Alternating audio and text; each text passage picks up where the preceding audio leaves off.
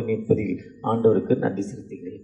விசேஷமாய் இந்த வருஷத்துடைய வாக்கு தத்தத்தை இந்த அட்டையில் போட்டிருக்காங்க. நீதிமான் தன் உத்தமத்திலே நடக்கிறான், அவனுக்கு பிறகு அவன் பிள்ளைகளும் பாக்கியவான்களாய் இருப்பார்கள்.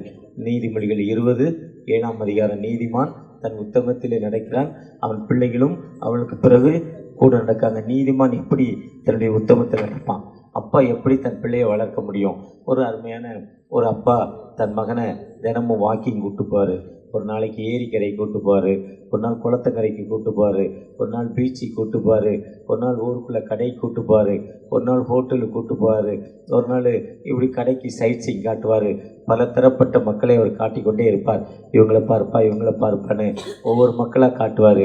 அப்படி ஒவ்வொரு மக்களாக காட்டிட்டு போகிறப்போ ஒரு நாள் அவங்க தோட்டத்து பக்கத்தில் ஒரு பக்கத்து ஊர் தோட்டத்தில் அவர் போய் பார்த்து மகனோடு அந்த ஏரிக்கரையில் உட்காந்து பேசிக்கிட்டு இருக்கிறார். அப்போ ஒரு ஏழை ஒரு விவசாய வேலையை முடித்து அசதியாக ரொம்ப ஒரு கண்ணீரோடு வந்து வேலையை முடிச்சுட்டு தன் ஷூவை அந்த ஆற்று பக்கத்து குளத்து பக்கத்தில் ஊற்றுட்டு அந்த குளத்தில் இறங்கி தன் முகங்கள்லாம் கழுவி துடைத்து கொண்டிருக்கிறான். அப்போ அந்த பையன் அப்பாவை பார்த்து சொல்கிறான்ப்பா, அந்த மனுஷன் ஷூவை ஊற்றுட்டு உள்ளே போயிருக்கார், குளத்தில் முகம்லாம் கழுவுறாரு. இப்போ ஷூவை தூக்கி ஒழிச்சு வச்சுட்டா அந்த மனுஷன் என்ன செய்வார்னு ஒரு ஐடியா கேட்குறான் அப்பாட்ட. எப்படி தேடுவார் பார்த்தியா? கொஞ்ச நேரம் டைம் பாஸ் ஆகும். ஷூவை கண்ணிலேல மனுஷன் அழுக்கான ஷூ, கிழிஞ்ச ஷூ, செருப்பு அதை தூக்கி ஒழிச்சு வச்சுலான்னு நினைக்கிறான். அப்பா சொல்கிறாரு, அப்படி இல்லைடா, நீ அப்படி செய்யக்கூடாதா, இப்படி செஞ்சு பார்க்கலான்னு என்ன சொல்கிறாரு.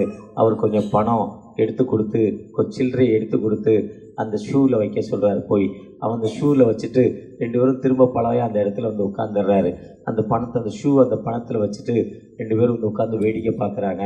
முகத்தை கழுவுன மனிதர் தலையில் இருக்க தலைப்பா அவுத்து உதறி முகத்தை கழுவிட்டு அதை தொடச்சிக்கிட்டு அந்த வேர்வை துண்டே அழுக்கு துண்டே முகத்தை தொடச்சிக்கிட்டு அப்பாடன்னு அந்த வெளியே வந்து பார்க்குறாரு. வெளியே வந்து பார்த்து அந்த செருப்பை போடுறாரு. அந்த ஷூவை போடுறப்போ அந்த ஷூக்குள்ளேருந்து ஏதோ ஒரு காலில் தட்டுப்படுற மாதிரி இருக்குது.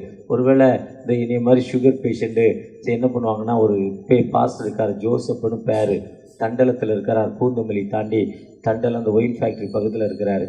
அந்த அந்த பாஸ்டர் என்ன பண்ணுவாருன்னா, அந்த கண்ணு தெரியாத மக்கள், பிளைண்ட், இந்த மாற்றுத்திறனாளிகள் என்ன பண்ணுவாங்கன்னா, காலையில் செருப்பு எடுத்து நல்லா தொடச்சி அந்த செருப்புகளை ஏதாவது இருக்கான்னு தேடி பார்த்து ஷூவை போடுவாங்களாம். ஒரு நாள் அவர் ராத்திரிலாம் வெளியே போயிட்டு வந்து காலையில் எடுத்து அந்த ஷூ எடுத்து போடுறாரு. போடுறப்போ பார்த்தா அந்த ஷூக்குள்ளே ஒரு ஆணி இருக்குது. அந்த ஆணி எப்போ குத்துச்சுனே அவருக்கு தெரியாதான். அந்த ஆணி அப்போ தானடா இல்லை ஆணி இருக்கே, நம்ம ராத்திரி அவுத்து போட்டிருக்கோமே, இந்த ஆணி நம்மளை என்ன பண்ணுச்சுன்னு காலை கை வச்சு பார்த்தா காலில் ரத்தம் போய்கிட்டே இருக்கான். ஒரு 4-5 வருஷத்துக்கு முன்னால் நடந்த சம்பவம், கொரோனாவுக்கு முன்னால் போன வருஷம் நடந்த சம்பவம். அவருக்கு காலில் உணர்ச்சியே இல்லை. அந்த அந்த யானி குத்தி அந்த பகலெல்லாம் ரத்தம் வந்து அதோட ராத்திரி வீட்டுக்கு வந்து படுத்து சாப்பிட்டு தூங்கிட்டார் கட்டில். ராத்திரிலாம் அந்த பிளட்டு போய்கிட்டே இருந்திருக்கு. காலையில் பார்த்துட்டு அப்புறம் சவுத் ஹாஸ்பிட்டலில் அட்மிட் பண்ணிவிட்டு எனக்கு அங்கேருந்து ஃபோன் பண்ணார். கிட்டத்தட்ட என்னோட ஒரு 20 வருஷமாக தொடர்புள்ள பாஸ்டர் ஜோசப், பிளைண்டு, கண்ணு தெரியாத ஒரு பாஸ்டர். அதே மாதிரி இந்த விவசாயி அந்த ஷூவை தடவி பார்க்குறாரு. பார்த்தா அந்த ஷூக்குள்ளே ஏதோ இருக்கிற மாதிரி இருக்குது. காலை போட்டுட்டு அங்கே பார்க்குறாரு, அந்த ஷூக்குள்ளே ஏதோ இருக்கிற மாதிரி இருக்குது. பார்த்தா அந்த ஷூக்குள்ளே பணமும் இருக்குது, சில்லறைகள் இருக்குது. எண்ணி பார்க்குறாரு. எண்ணி பார்த்துட்டு சுற்றி பார்த்துட்டு ஆண்டவருக்கு நன்றி, ஆண்டவருக்கு நன்றி, ஆண்டவருக்கு நன்றி, ஆண்டவருக்கு நன்றி என்று அவர் சொல்கிறார். ஒருவேளை தான் ஏழையின் சிரிப்பில் இறைவனை காண்போம் என்று வேதம் சொல்லுது. ஒருவேளை சிறியவர்களுக்கு எதை செய்தாயோ அது எனக்கே செய்தா என்று வேதம் சொல்லுது. நம்ம மற்றவங்களுக்கு என்ன செய்கிறோம், இதுதான் தன் மகனுக்கு தன் தகப்பன் சொல்லிக் கொடுக்குற ஒரு நல்ல காரியம். அதுதான் சொல்கிறார், என் மகனே நீ ஞானத்தை கவனின்னு சொல்கிறார். நீதிமொழிகளில் சொல்கிறாரு, 4ஆம் அதிகாரத்தில் வாசிங்க தொடர்ச்சா. நீதிமொழிகள் 1:8 வாசிங்க. நீதிமொழிகள் 4:10 வாசிங்க. 4:10 வாசிங்க. சங்கீதம் 32:8 நான் உனக்கு போதித்து நீ நடக்க வேண்டிய வழியை உன்மேல் கண்ணை வைத்து உனக்கு ஆலோசனை சொல்வேன் என்று சொல்கிறார். நீதிமொழிகள் 1:8 சொல்லுங்க, வாசிங்க. என் மகனே, என் மகனே, உன் தகப்பன் புத்தியை கேள், உன் தாயின் போதகத்தை நீ என்ன பண்ணக்கூடாது, தள்ளாத. Receive your father's advice. தகப்பன் புத்தியை கேள், தாயின் போதகத்தை நீ என்ன பண்ணக்கூடாது. நான் நீதிமொழிகள் 4ஆம் அதிகாரம் 10ஆம் வசனத்தை வாசிமா. என் மகனே கேள், அவர் என் வார்த்தை ரிசீவ் மை வேர்ட்ஸ், என் வார்த்தையை ஏற்றுக்கொள்ளுன்னு சொல்றாரு. என் மகனே கேள், என் வார்த்தையை ஏற்றுக்கொள்ளுங்கிறாரு. உபாகமம் 6:7 சொல்றாரு, நீ நடக்கிறப்போ, உட்கார்ந்து இருக்கிறப்போ, படுக்கிறப்போ உன் பிள்ளைகளுக்கு நீ கருத்தா இவைகளை போதி சொல்லு. இந்த வசனம் என்ன சொல்லுதோ இதை உன் பிள்ளைகளுக்கு சொல்லு. அப்படி சொல்லி கொடுக்குறப்போ அவன் உத்தமத்தில் நடக்கிறான், அவன் தப்பு பண்ணாதவனா இருக்கிறான். அப்படி தப்பு பண்ணாதவனா இருக்கிறப்போ அவன் வாழ்க்கையில பெரிய மனிதனா மாறுறான். அவன்கிட்ட போய் ஒரு பீடியை கொடுத்து நெருப்பு இல்லாமல் அடுப்பில் பற்ற வச்சுருவாடானா வருமுன்னா அணைஞ்சு போகும் பீடி. அப்போ ஊரில் இருக்க விவசாயி எங்கள் அப்பா சொல்லியிருக்காரு, ஒரு தடவை சொன்னவும் சொல்லியிருக்காரு, எங்கள் அப்பா அதில் சொல்ல மாட்டார். அது ஒரு இழுடா, அப்போ தானே அதில் என்ன ஆகும், அதில் அது என்ன ஆகும், நெருப்பு நிற்கும். பீடி வச்சோன்னா பிடிக்காது, ஒரு இழுத்து அதுக்கு ஆக்சிஜன் அதுக்கு கொடுக்கணும். கொடுத்தோன்னு என்ன ஈசா கையா அவர் அனுபவத்தில் சிரிக்கிறார். அப்படியே கிராமத்தில் பெற்றோர்கள் சொல்லுவாங்க, அப்பா சிகரெட் பிடிச்சா பையன் பார்த்துக்கிட்டே இருப்பான். அவனுக்கு என்ன ஆகும், சிகரெட் பிடிக்கணும்னு தோணும். அப்பா குடித்தா பையனுக்கு என்ன பண்ணும், அப்பா என்ன பண்ணக்கூடாது, இதில் இருக்க அப்பாக்கள் என்ன பண்ணக்கூடாது, பீடி பிடிக்கக்கூடாது, சிகரெட் பிடிக்கக்கூடாது, தண்ணி அடிக்கக்கூடாது. நம்ம அப்பாக்கள் தண்ணி அடிக்கலைன்னா பிள்ளைகள் தண்ணி அடிக்காது. நம்ம தண்ணி அடித்தா பிள்ளைகள் என்ன ஆகும், கற்றுக்கும். நிச்சயம் மாற்று கருத்தே இல்லை.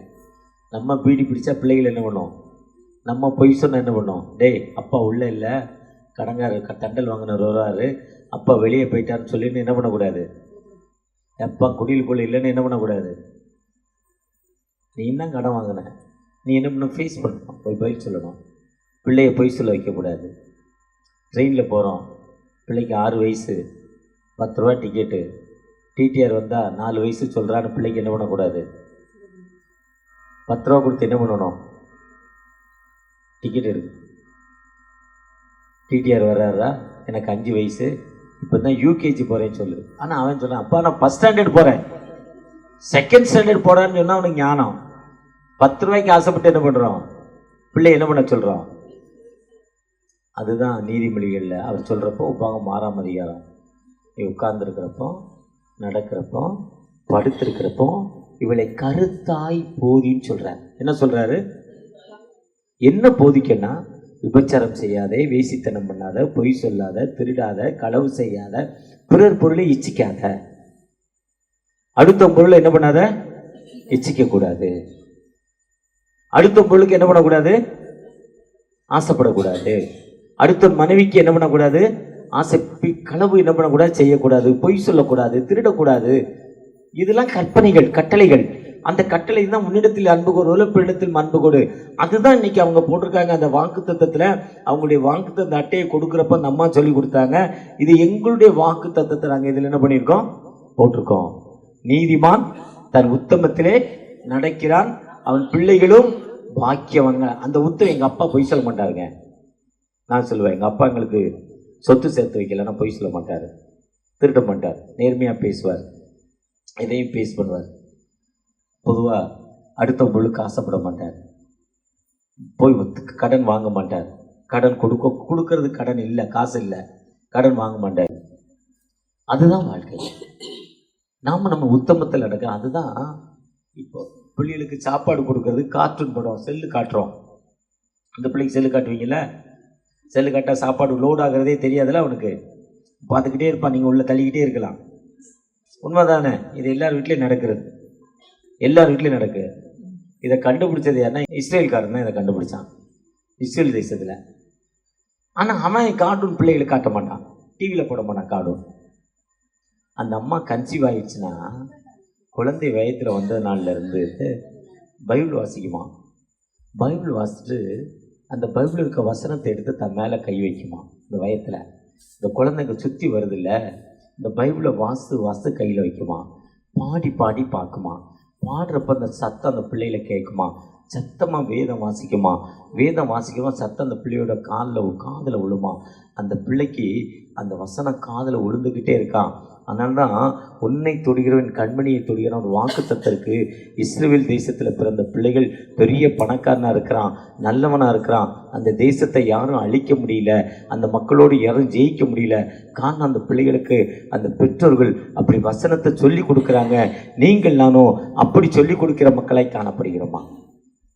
நம்ம ஃப்ரெண்ட்ஸோட குடிச்சிட்டு வந்து அம்மா கூட சண்டை போடுறப்போ பிள்ளை அதே ப்ராக்டிக்கல் லைஃப்பில் போய்கிட்டு இருக்கு. இன்னைக்கு நீங்கள் பெற்றோர்கள் இதில் இருக்கீங்க. உங்கள் பக்கத்தில் புருஷன் மனைவி பிள்ளைகள் முன்னால் என்ன பண்ணக்கூடாது? சண்டை போடக்கூடாது. சில நேரத்துக்கு 2 வார்த்தைகள் பேசுவீங்க, பேசினாலும் சில நிமிஷம் அடுத்த உடனே இப்போ 2 பேரும் ஒப்புரவாயிடணும். இதுதான் மாடல் லைஃபு. சண்டை இல்லாத வீடே இல்லை. அதுதான் நீதிமான் தன் உத்தமம். அந்த உத்தமத்தில் எப்படின்னா பாஸ்டர் பெஞ்சமின் தத்தமஞ்சி பெஞ்சமினும் அவன் துணைவியாரும் முன்னால பின்னால, யானை வரும் முன்னே மணி ஓசை வரும், 2 பேரும் முன்னால பின்னால. எப்பவுமே அந்த அம்மா இல்லாம ஒரு வந்தனை பார்த்த சரித்திரமே இல்லை. ரொம்ப ரேர் தான் இவர் கூட கூப்பிட்டு வந்துருவார். அது இப்போ 5-6 வருஷமா அவர் கூட அவரால் முடியல. பொதுவா நம்ம லைஃப் மாடல் லைஃப் எப்படி இருக்கு? ஆண்டவற்ற நம்ம உத்தமத்தில் நம்ம சரியா இருக்கிறோமா? ஆண்டவருடைய சன்னிதானத்தில் ஆண்டவர் நம்மை கேட்கிறார். அந்த உத்தமத்தில் ஆண்டவர்கிட்ட நம்ம ஆண்டவரோடு இணைந்து இருக்கிறப்போ ஆண்டவர் நம்மை ஆசீர்வதிக்கும் ஆண்டவர், நம்மோடு கடந்து வந்த ஆண்டவர். 2வது, பிள்ளைகள் தன் நீதிமான் உத்தமத்தில் நடக்கிறான். அந்த பிள்ளைகளை நம்ம எப்படி வளர்க்கணும்? வேதம் சொல்லுது, இன்னைக்கு ஸ்கூல் ஒரு காலம் மீன்ஸ் என் வயசு 65, கிட்டத்தட்ட இப்போ ஒரு 25 வருஷத்துக்கு முன்னால் 30 வருஷத்துக்கு முன்னால் ஒரு குழந்தைய கொண்டே ஸ்கூலில் விடுறாங்கன்னா வாத்தியார்ட்ட என்ன சொல்லுவாங்கன்னா, கண்ணை மட்டும் விட்டுரு, தோலில் உரிச்சு உப்பு போடு. லேட்டாக வந்தால் என்ன பண்ணு? அடி. படிக்கலாம் அடி. தப்பு பண்ணிட்டான் முட்டி போட வயசு ரோட்டில் ஓட விடு. வாத்தியாரை அவ்வளோ சுதந்திரம் கொடுத்தாங்க. இன்றைக்கி என்ன சொல்கிறாங்க? காலையில் வாட்ஸ்அப்பில் பார்த்தேன், ஒரு டீச்சரை கேட்குறாரு, எவன் பிள்ளையை அடித்தான்? நான் தான் அடித்தேன். என்ன உன் பிள்ளை கணக்கு போட தெரியல? உனக்கு கணக்கு தெரியுமா? இந்த அம்மா கேள்வி, உனக்கு கணக்கு தெரியுமா? நீ கணக்கு சொல்ல பார்க்கலாம். நான் கேட்குறேன். அந்த அம்மா கேட்குது. அதுக்கு காரணம் என்ன தெரியுமா? முன்ன ஒருத்தருக்கு 4 பிள்ளை 5 பிள்ளை இருந்தது. இப்போ எத்தனை இருக்கு? நாம் இருவர், நமக்கு ஒருவர் அல்லது இருவர். இதை ஒன்றும் விட்டுட்டு இருக்க முடியல. இந்த பிள்ளை பாசம் என்ன ஆகுது? படிப்பை தடுக்குது. கண்டிஷன் என்ன பண்ணுது? தடுக்குது. 1 அதிகம் இருந்தால் 2, அதுக்கு மேலே வச்சுக்க முடியல. 1 அந்த பொண்ணுக்கு உடம்புல சத்து இல்லை, இல்லைன்னா வசதி இல்லை, நிறைய செலவாகுது. எல்கேஜி படிக்க 21.5 லட்ச ரூபா செலவாகுது. குழந்தைய குறைச்சிக்கிடுவோம். அப்போ இருக்கிற குழந்தைய காப்பாற்றணும். அதை ரொம்ப செல்லமாக வளர்க்குறோம். செல்லமாக வளர்க்குறது அன்றைக்கி செல்லு காண்டுன்னு காட்டுறோம். ஆனால் வேதம் சொல்லுது, பிரம்பை கையாடாதவன் மகனை, நீதிமொழிகளில் அழகாக சொல்கிறாரு. அந்த பையனுக்கு சொல்லி கொடுக்குறாங்க அந்த அம்மா, கவனிடான்னு. நீதிமொழிகள் 13 சொல்கிறாரு. 13 எத்தனை வாசிங்க? வேதத்தில் இருக்கு. 13:24. பிரம்பை கையாடாதவன் பிள்ளையாண்டவன் நடக்க வேண்டிய வழியிலே. நீதிமொழிகள் 22:6 சொல்கிறார், பிள்ளையாண்டவன் நடக்க வேண்டிய வழியிலே அவன் முதிர் வயதிலும் அதே என்ன பண்ணுவான்? அவன் நடக்க வேண்டிய வழி எப்படி நடத்தணும்னா, ஒருத்தர் ஒரு பென்ஸ் கார் வாங்கிட்டு வந்தார். பென்ஸ் கார் விலை 2.5 கோடி. 2.5 கோடி. நம்ம ஊரில் மாருதி 800 2.5 லட்சம். இதே மாதிரி 100 மடங்கு விலை தான் பென்ஸ் காரு. அவர் வாங்கியாந்து வீட்டில் விட்டுருந்தார். நல்லா தொடச்சி வச்சுருப்பார். ஒரு நாள் அந்த தம்பி மாதிரி ஒரு தம்பி போனான், ஒரு ஆணி எடுத்தான், பென்ஸ் கார் பின்னாலே எழுதிட்டான். தூரமாக இருந்து பார்த்தாரு. அந்த 2.5 லட்ச ரூபா காரை கொண்டு ரிப்பேர் கூட்டா 10,000 ரூபா 5,000 ரூபா கொடுத்தா போதும். அதே ரிப்பேர் தான் இந்த 2.5 கோடி காரு. இதை கொண்டு ரிப்பேருக்கு ஷெட்டுக்குள்ளே விட்டுட்டு வெளியே எடுத்துகிட்டு வந்தால் 50,000 ரூபா ஆகும். ரிப்பேரே பண்ண வேண்டாம், ஷெட்டுக்குள்ளே கொண்டு விட்டுட்டு வந்தால் 50,000 ரூபா சார்ஜ் பண்ணுவாங்க. அந்தளவுக்கு அந்த காசு, அந்த காரோட வேலைக்கு தகுந்த மாதிரி சர்வீஸ் சார்ஜ் அதிகம். அவருக்கு தான் தெரியும். சர்வீஸுக்கு போயிட்டு வந்தால் 50,000 ரூபா. ஒன்றுமே பண்ண மாட்டான். ரிப்பேர் பண்ணால் அதுக்கப்புறம் எக்ஸ்ட்ரா காசு, அதெல்லாம் எக்ஸ்ட்ரா காசு. அந்த பையன் ஏதோ எழுதிட்டு அங்கேருந்து பார்த்தாரு. ஒரு நல்ல ஸ்பேனர் எடுத்துகிட்டு வந்தார். போட்டார் கையில், பட்டுன்னு அடிச்சிட்டார். கையில் ஸ்பேனரை கொண்டு அடித்தார். நான் வந்து முழங்காலில் கை பாலம்பழமாக வீங்கி போச்சு, துட்டிக்குது. நரம்பு மண்டலங்கள் இந்த கை இதுக்கப்புறம் எல்லா நரம்பும் இந்த கைக்குள்ளே தான் இருக்குது. அதனால் இந்த கையில் எங்கே அடிப்பட்டாலும் பயங்கரமாக வலிக்கும். இது ஸ்பெஷல் ட்ரீட்மெண்ட்டு. இந்த விரலுக்கு ஸ்பெஷல், இதுக்கப்புறம் ஸ்பெஷல் ட்ரீட்மெண்ட்டு. ரொம்ப ரொம்ப நுண்ணியமான பகுதிகள்லாம் இந்த கைக்குள்ளே இருக்குது. காலையிலேருந்து இந்த கையை இப்படி நல்லா மசாஜ் பண்ணி விட்டிங்கன்னா நல்லாயிருக்கும். சுகர் நார்மல் ஆகும், ப்ரெஷர் வராது. இப்படி மசாஜ் பண்ணி விடணும், கையை எடுத்து தேய்க்கணும், கையை நல்லா சூடு ஏற்றணும். அந்த நரம்பு மண்டங்கள்லாம் ஓட ஆரம்பிக்கும். பொதுவாக ஒரு மாதிரி மசன்னு இருக்கிற அந்த கை இன்றைக்கி எனக்கு மசன்னு இருக்குது. சுகர் அதிகமாக இருக்கா என்னன்னு எனக்கு தெரியல. 2 நாளாக கொஞ்சம் காஃபி டீ அதிகமாக குடிச்சிட்டேன், அதனால் சுகர் அதிகமாக இருக்கா தெரியல, மசன்னு இருக்குது. அதுக்கெல்லாம் அப்படி தேய்ச்சி விட்டு அந்த கை நரம்பு மண்டலம் அதனால பயங்கர வலி இருக்கும். நகை கண் பயங்கர வலி. அடிச்சிட்டாரு, வீங்கி போச்சு, அது பிள்ளை துடிக்குது. அப்போ ஒய்ஃப் வந்துச்சு, பாடாளப்பா இப்படி போட்டு பிள்ளைய அடிக்க என்னடா நியாயம், திட்டுது. அது பெண், கவலைப்படலை, தூக்கிட்டு போனார், டாக்டர்கிட்ட கொண்டு போனார், எக்ஸ்ரே எடுத்தார். நல்ல வேலை சார், எலும்புலாம் கிராச்சஸ் ஆகலை சார், ரொம்ப அடி வாங்கியிருக்கு சார்னு மாத்திரை மருந்து கெட்டு போட்டு குளுக்கோஸ்லாம் போட்டு அனுப்புனார். வீட்டுக்கு அந்த குழந்தை பெட்டில் அழுதுகிட்டே படுத்துருக்கு, அப்பா அப்பான்னு. அந்த குழந்தை அழுதுகிட்டே படுத்துருக்கு. தடவி கொடுத்துட்டு காரை என்ன தான் பண்ணான்னு அடிபட்டு ஹாஸ்பிட்டலாம் போயிட்டு காரை போய் பார்த்தா காரில் எழுதிருக்கான் மை டேடி காருன்னு எழுதியிருக்கான். வேறு ஒன்றுமே எழுதலை. என்ன எழுதுனா என் அப்பாவின் காருன்னா எழுதுனா. இருந்தாலும் அந்த பிள்ளையை நடக்க வேண்டிய வழியில் என்ன பண்ணணும், நடத்தணும். அவன் முதிர் வயதில் என்ன பண்ணுவான், விடாது இருப்பான். ஆபிரகாம் ஆண்டோடைய வார்த்தை கீழ்ப்படிந்தார், உபே பண்ணார். ஒரே மகன், ஒரே சுதன், ஏகபுதன், ஏகபுத்திரன், ஏகசுதன், ஒரு மனுஷன், ஒரே பையன் தான்ப்பா, அன்பானவன் தான்ப்பா. அதிகாரம் 22:1-2 கொண்டே நீ பலியிடு போ. ஒன்றுமே அவர் கையிடலை, கீழ்ப்படிந்தார். அங்கே போய் மாட்டு வண்டியை விட்டுட்டாங்க. கட்டையை கட்டி அப்பாத்த மகன் தலையில் கை வச்சிட்டாரு. பலியிட வேண்டிய கட்டைகள், பலியை வெட்ட வேண்டிய அருவா கையில் அவர் எடுத்துட்டாரு. பையன் நடக்கிறான். வண்டிக்காரன்ட்ட சொல்கிறார், டிரைவர்கிட்ட சொல்ல, வெயிட்டிங் திஸ் பிளேஸ், இந்த இடத்துல நெல்லு, வி ஆர் கம்மிங், நாங்கள் திரும்பி வருவோம். ஒன்றுமே புரியல. பலியிட போகிறது அவன், பலியிட்ட பிறகு நான் வருவேன்னு அவர் சொல்ல, நாங்கள் திரும்பி வருவோன்னு சொல்கிறார். போகிற வழியில் ஈசா கேட்குறாரு, அப்பா கட்டை இருக்கு, அருவா இருக்குது, பலி எங்கப்பாங்கிறான். பலி எங்கன்னு கேட்குறான். அப்போ அவர் சொல்கிறார், கடவுளுடைய சனி நேரத்தில் பார்த்து கொள்ளப்படும் சொல்கிறார். கர்த்தருடைய சனி நேரத்தில் பதாங்க யெகோவாயிரே. அதைத்தான் அந்த முகமதியர் 30 நாட்கள் புனித பயணம் வரப்போ ஒரு நாள் சாத்தானை கல்லறிவாங்க. இந்த இடத்துல மகன் அப்பனை தள்ளி விட்டுட்டு போயிடுறான் அவன். அப்போ சாத்தான் இந்த ஆளை தள்ளி விட்டுருச்சுன்னு சாத்தானை கல்லறிவாங்க. அவங்களுடைய பழக்கம். ஆதியாகமம் 5 அதிகாரம் அவங்களுக்கும் நமக்கு ஈக்குவலாக இருக்கும், அவங்க வேதமும் நம்ம வேதமும். ஆனால் அந்த ஆண்டு அவன் சத்தது அப்படியே அப்பான்னு கேட்டு கீழ்ப்படுகிறான். ஏன்னா முதிர் வயது, ரொம்ப நாள் கழிச்சு குழந்தை பிறந்தாலும், குழந்தையே இல்லாமல் இருந்தாலும், அவன் ஆண்டோடைய சட்ட திட்டத்தை ஆண்டவனுக்கு சொல்லி கொடுத்துருக்கிறான். நாமும் நம்ம பிள்ளைகளுக்கு என்ன பண்ணணும், படுக்கிறப்போ பிள்ளை சொன்னது கேட்கலையா, தப்பு பண்ணுதா, தூங்கின பிறகு அது மேலே கைகளை வைத்து இயேசுவின் ரத்தம் ஜெயம், இயேசுவின் ரத்தம் ஜெயம், இயேசுவின் ரத்தம் ஜெயம், உங்களால் எவ்வளோ நேரம் சொல்ல முடியுமோ என்ன பண்ணுங்க, சொல்லி கொடுங்க. பிள்ளை சீக்கிரம் வந்துட்டா, ஏன்பா சீக்கிரம் வந்த, லேட்டாக வந்தால் எதுக்கு லேட்டாக வந்த, என்ன படித்த, படிச்சியா படிக்கலையா, ஐயோ என் குழந்தைங்காத, என் படாலப்பா போயிட்டான் என் குழந்தையேன்னு சொல்லாத. உன் குழந்தை தான், பக்கத்து வீட்டுக்கா நாங்கள் குழந்தைன்னு சொன்னோம், சொல்லவே இல்லை. குழந்தையை நடக்க வேண்டிய வழியில் நடத்தணும். அந்த குழந்தை வயத்தில் இருக்கிறப்போ நீ வேதம் வசனம் வாசிக்கணும், வேதத்தை நேசிக்கணும், அந்த வேதத்தை தொட்டு மேலே வைக்கணும். அந்த வசனம் அந்த பிள்ளைக்குள்ள அந்த பிளட்டில் ஊறிக்கிட்டே இருக்கும். அப்படி நடத்துகிறப்ப மட்டும்தான் அவன் பாக்கியவனாய் மாறுவான். நீதியின் மேல் பசிதாகம், அதாவது பாக்கியவான்கள் யாருன்னா மத்தேயு 5ஆம் அதிகாரம் 1-12 வசனங்கள். நீதியின் மேல் பசிதாகம் உள்ளவர்கள் பாக்கியவான்கள். அந்த ஒவ்வொரு பாக்கியவான சொல்றார். அவன் அப்படி பாக்கியவானாய் மாற வேண்டும் என்றால் பிதாக்கள் தங்களுடைய குமாரன் என்ன பண்ணணும், நீதிமான் தன் உத்தமத்தில் எனக்கு அவனுக்கு பிறகு அவன் பிள்ளைகளும் நடப்பார்கள். என்னுடைய தாயார் சொல்லிக் கொடுக்குறப்போ நான் தான் சொல்லிக் கொடுப்பாங்க, பொய் சொல்லாத, திருடாத, உனக்கு இருக்கிறத பிறருக்கு கொடு. வேதநாயகம் சாஸ்திரியார்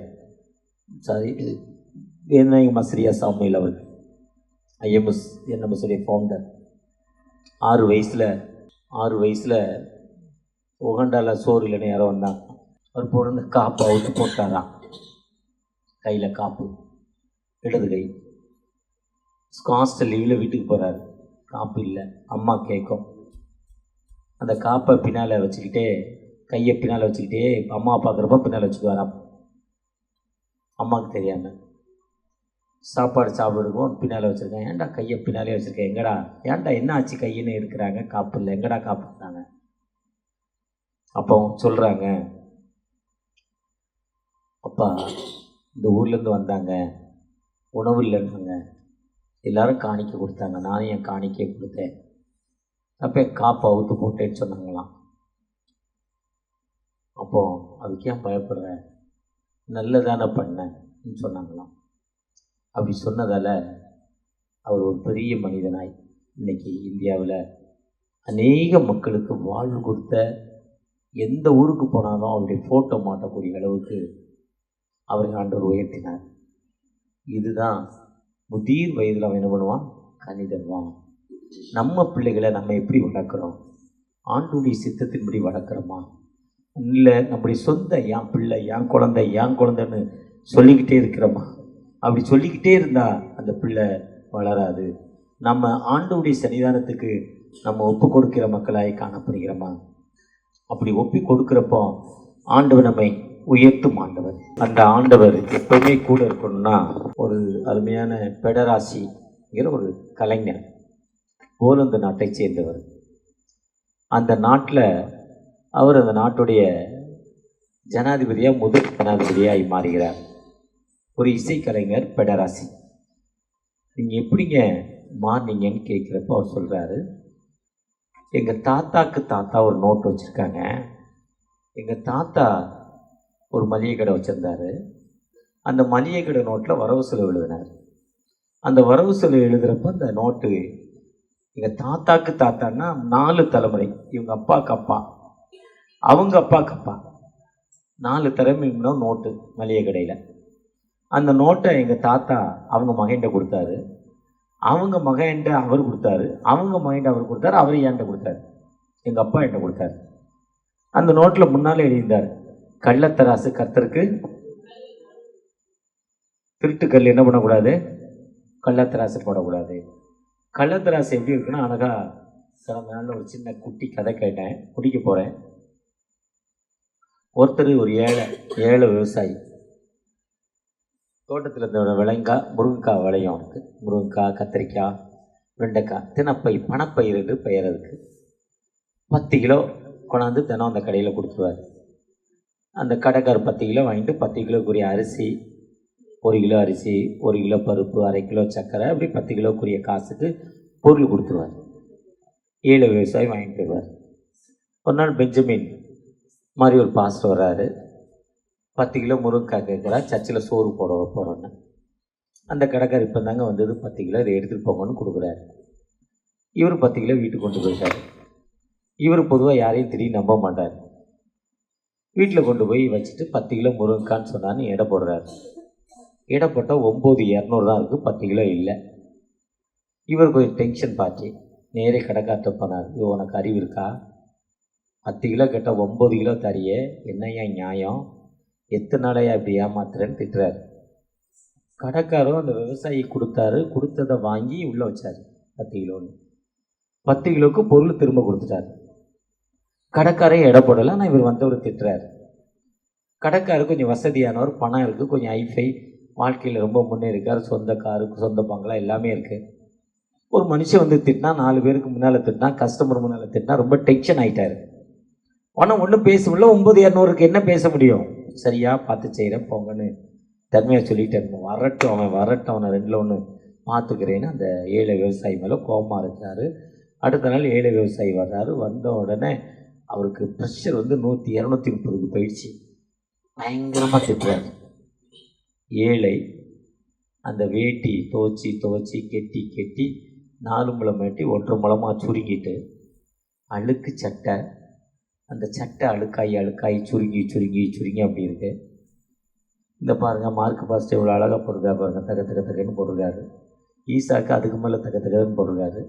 பெஞ்சமின் பாஸ்டர் அதுக்கு இனிமேல் நாளைக்கு இவங்க போட மாட்டாங்க, அழகாக வாஷிங் மிஷினில் போட்டு துவைச்சி அயன் பண்ணி போடுவாங்க. அவன் இருக்கிறத போட்டு பாவம் இல்லை, கஷ்டம், ரொம்ப வேதனை, ஒன்றுமே சொல்லப்பல, அப்படியே குறுகி நிற்கிறான். ரொம்ப நேரம் திட்டுறாரு, பதிலே சொல்லலை, அப்படியே நிற்கிறான். 10 கிலோ கொண்டு வந்த முருங்கக்காய் வைக்காத, வெளியே போடான்னு திட்டுறாரு. 10 கிலோ தலையில் வச்சுக்கிட்டே நிற்கிறான். எங்கே போய் விற்கணும்னு தெரியாது. இதை கொடுத்தா தான் அரிசி தருவார், அரிசி வாங்கி போனால் தான் சோத்துக்கு வழி, என்ன வழினே தெரியல, அப்படியே நின்றுக்கிட்டே இருக்கிறார். ரொம்ப நேரம் கழித்து அந்த கடைக்கார் ஒரு ரூபாய் திட்டி கூலிங் ஆகி 4 மணி நேரம் கழிச்சு ஏன் கம்மியாக இடம் போட்டேன் கேட்குறாரு மெதுவா. அது ஒன்றும் இல்லை சாமி, 1 கிலோ அரிசி எடை போட்டு கொடுத்தீங்களே, அதைத்தான் வச்சு 10 தடவை எடை வச்சு இந்த முருங்கைக்காய் எடை போட்டேன்னா, ஏன்ட்ட 1 கிலோ கல் இல்லை, திராசு கயர் போட்டு கட்டி வச்சுருக்கேன். 1 கிலோ அரிசி நீங்கள் கட்டி கொடுத்தீங்களே, அதை இந்த பக்கம் வச்சு 1 கிலோ முருங்கைக்காய் அப்படி 10 எடை வச்சேன். அப்போ ஏன் எடை தானா? அவர் அப்போ தான் ஓடி போய் கல்லை பார்த்தா, அந்த கல்லுக்குள்ளே இருக்க எண்ணெய் இல்லை, ஒரு ஈயம் இருக்கும் முத்திரை போடுறது. 4 குவார்ட்ரு, முதல்ல ஜனவரி பிப்ரவரி மார்ச் இது ஒரு குவார்ட்ரு, ஏப்ரல் மே ஜூன் ஒரு குவார்ட்ரு, ஜூலை ஆகஸ்ட் செப்டம்பர் ஒரு குவார்ட்ரு, அக்டோபர் நவம்பர் டிசம்பர் ஒரு குவார்ட்ரு. இது ஃபஸ்ட்டு குவார்ட்டர், செகண்ட் குவார்ட்டர், அந்த முத்திரை இருக்கும். அது 800 கிராம் எடை. அது அவர் கல்லில் இல்லை. இப்போ யார் தப்பு பண்ணாங்க? இதுதான் கள்ளத்திராசு. என்னது? அவர் அறியாமல் அவர் தப்பு பண்ணிட்டு யாரை திட்டுறாரு? இது தெரிஞ்சால் கவர்மெண்ட் ஒரு கடையை சீல் வச்சிடும். ரொம்ப ரொம்ப மோசமான நிலைமாத்து ப்ராக்டிக்கலாக. அந்த பிடராசி சொன்னார், எங்கள் தாத்தா சொன்னார், திருட்டு கணக்கு எழுதக்கூடாதுரா, பொய் கணக்கு எழுதக்கூடாதுரா, பிறரை ஏமாற்றக்கூடாதுரா, பிறர் வஞ்சித்து வாங்கக்கூடாதுரா, இதெல்லாம் சொன்னார். இதெல்லாம் நாங்கள் கடைப்பிடிச்சிட்டு வந்ததால் இந்த தேசத்துடைய நான் முதல்வராய் மாறியிருக்கேன். இந்த தேசத்துடைய நான் முதல்வராய் மாறினதுக்கு ரீசன் என்னென்னா, எங்கள் தாத்தா சொல்லிட்டு வந்த அந்த ஃபாலோ நாங்கள் பண்ணிக்கிட்டு இருக்கிறோம். ஒருவேளை வாழ்க்கையில் உன் பிள்ளைகள் இனி கருத்தாய் சொல்லி கொடுக்குறப்போ, நீதிமான் தன் உத்தமத்திலே நடக்கிறப்போ தன் பிள்ளைகள் பாக்கியவன்களாய் மாறுவாங்க. ஒருவேளை நம்ம பிள்ளைகள் பாக்கியவனாக மாறன்னா நீங்கள் நானும் எப்படிப்பட்ட மக்களாய் காணப்படுகிறோம்? நம்ம பிறரை நேசிக்கிற மக்களாய், பிறருக்கு கொடுக்கிற மக்களாய், பிறருக்காக ஜெபிக்கிற மக்களாய் மாறுறப்போ நிச்சயமாக அந்த ஆண்டவர் நம்மை ஆசீர்வதிக்கும் ஆண்டவர். அந்த ஆண்டவரை நோக்கி பார்ப்போமா? ஒரு விசைக்குடைய அன்பு பிள்ளைகளுக்காக ஜெபிக்கிறப்பா. நீதிமொழி 27 நீதிமான் தன் உத்தமத்தில் நினைக்கிறான், அவனுக்கு பிறகு அவன் பிள்ளைகளும் பாக்கியவன்களாய் இருப்பார்கள். வேதத்தின்படி தகப்பன, தாயை போல பிள்ளை, நூலை போல சேலை. என் பிள்ளைகள் நல்ல பிள்ளைகளாய் மாறணும். இந்த சமூகத்தில் உயர்ந்த அந்தஸ்துக்கு போகணும். என் பிள்ளை ஒரு ஐஏஎஸ்க்கு போகணும், ஒரு ஐபிஎஸ்ஸாக மாறணும், ஒரு டாக்டராக மாறணும், பெரிய விஞ்ஞானியாக மாறணும். என் பிள்ளை இந்த தளத்தில் ஒரு பெரிய பிஸ்னஸ் மேக்னட்டாக மாறணும்ப்பா. நான் ஜெபிக்கிறேன்ப்பா. ஆனால் நான் என் உத்தமத்தில் நடக்கணும், எனக்கு அந்த உத்தமத்தை நடக்க வேண்டிய ஞானத்தை தாங்க என்று கேட்கிற அன்பு பிள்ளைகளுக்காக ஜெபிக்கிறேன்ப்பா. தன் பிள்ளைக்காக, தன்னுடைய மகனுக்காக, தன்னுடைய மகளுக்காக, மருமகனுக்காக, மகளுக்காக ஜெபிக்கிற அன்பு பிள்ளைகளுக்காக தகப்பனேன். என் மருமகன் நல்ல பழக்கத்தில் இல்லை, கெட்ட பழக்கம், என் மகளுடைய வாழ்க்கை சுதங்கமாக மாறிடுச்சுப்பா. என் மகனுடைய வாழ்விற்காக ஜெபிக்கிறேன்ப்பா. அந்த தீய பழக்கத்தில் இந்த பிள்ளை விடுதலை பெறணும். அந்த கெட்ட பழக்கத்தில் இந்த பிள்ளைக்கு ஒரு அற்புதமான வாழ்வு வேணும். ஏக்கத்தோடு ஜெபிக்கிற அந்த பிள்ளைகளுக்கு தகப்பன, ஒரு விசை கூட நான் நல்லா தான் வளர்த்தேன், என் பிள்ளைய பாசமாக தான் வளர்த்தேன், ஆனால் இன்றைக்கி என் பிள்ளை எனக்கு தேவையான உணவு தரல, என்னை பாதுகாக்கலை, கைவிடப்பட்ட நிலைமையில் இருக்கிறேன்ப்பா. என் மகன் என்னை நேசிக்கலை, தன் மனைவியோடு இசைந்து போயிட்டான், மருமகளோடு இசைந்து போயிட்டான், எனக்கு வாழ்வில்லை, என் மகா ஏதோ கஷ்டத்தில் எனக்கு கொஞ்சம் உதவி செய்கிறா என்ற ஏக்கத்தோடு ஜெபிக்கிற அந்த அன்பு தாயாருக்காக இறங்கி ஜெபிக்கிறேன்ப்பா. மனமிறங்க தகப்பன, குடும்பத்தில் அமைதி இல்லாத சூழ்நிலை, அமைதியில் கஷ்டமான சூழ்நிலை, இவ்வளோ வருமானம் வருது, நான் வேலை செய்கிறேன், என் கணவர் வேலை செய்கிறாரு, ஆனால் என் குடும்பத்தில் ஒரு அமைதி இல்லை, கண்ணீரான வாழ்வில் இருக்கிறேன், எனக்கு ஒரு விடுதலை கிடைக்காதா, எனக்கு ஒரு விடுதலை கிடைக்காதா, ஏக்கத்தோடு ஜெபிக்கிற அந்த அன்பு குடும்பத்திற்காக தகப்பனே, என் வேலையில் அமைதி இல்லை, அமைதி இல்லாத வாழ்வில் வாழ்ந்து கொண்டிருக்கேன், எனக்கு ஒரு நல்ல வேலை கிடைக்காதா ஐயா, போகையில் வருகையில் உடைய பிரச்சனை இருக்குன்னு சொன்னீங்களே, நான் பைக்கு ஓட்டு போகிறப்போம் திடீர்னு எனக்கு மயக்கம் வருதுப்பா, ஒரு பதட்டம் வருது தகப்பனே, பைக்கு ஓட்டாமே இருக்க முடியல, எனக்கு அந்த பதட்டத்திலேருந்து விடுதலை கிடைக்காதா, அந்த ப்ரெஷர்லேருந்து எனக்கு விடுதலை கிடைக்காதா, ஏக்கத்தோடு ஜெபிக்கிற அன்பு மகனுக்காக தகப்பனே, ஒரு விசை கூட குடும்ப வாழ்வில் எங்களுக்கு கூட ஒரு யூனிட்டி இல்லை, என் கணவருக்கு எனக்கு ஒரு யூனிட்டி இல்லை, பெருமையில் நிற்கிறோம் தகப்பனே, நாங்கள் இருவரும் விருப்பப்பட்டு தான் கல்யாணம் பண்ணோம், லவ் பண்ணி தான் கல்யாணம் பண்ணோம், ஆனால் இன்னைக்கு யார் பெரியவங்கிற அந்த ஈகோ பிரச்சனையில் நாங்கள் அழிந்து கொண்டிருக்கோம். திருமணம் நடந்து பல ஆண்டுகள் ஆயிடுச்சு, ஆனால் ஈகோ எங்களை பிரிக்குதுப்பா, அந்த ஈகோலேருந்து எங்களுக்கு விடுதலை இல்லை, ஏக்கத்தோடு ஜெபிக்கிற அந்த அன்பு குடும்பத்திற்காக தகப்பனே, ஒரு விசை கூட என்ன நோக்கத்தோடு இந்த அப்போஸ்தலர் இயேசுவின் ஜெப வீட்டில் இந்த எழுப்புதல் கூட்டத்தை நீங்கள் உருவாக்குறீங்களோ, இந்த ரிவைவல் கூட்டத்தை நீங்கள் உருவாக்குறீங்களோ, ஒரு விசை கூட அந்த கூட்டத்தை நிறைவேற்ற நோக்கத்தை நிறைவேற்றுங்கப்பா, வழி நடத்துங்கப்பா.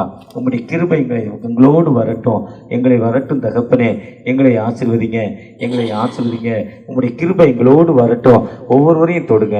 விசேஷமாக திருச்சபையின் போதகர் குடும்பங்களுக்காக, திருச்சபையுடைய மூத்த மக்களுக்காக, வயதான மக்களுக்காக, இந்த திருச்சபை இருக்கிற இந்த தத்தம் மஞ்சேரி பகுதியில் ஒரு அற்புதம் தகப்பனே, ஒரு அடையாளம் தகப்பனே, இந்த கிராமத்து மக்களுக்கு நல்ல வேலை கிடைக்கணும், கிராமத்து மக்கள் மத்தியில் ஒரு அமைதியான சூழ்நிலை வரணும், கிராமத்து தலைவர்கள் உயர்த்தப்படணும், கிராமத்துடைய ஆண் மக்களுக்காக பெண் மக்களுக்காக ஜெபிக்கிறோம். இந்த கிராமத்தை ஆசீர்வதிங்க, உங்களுடைய கிருபை எங்களோடு வரட்டும். அறுவடை மிகுதியாலோ இல்லை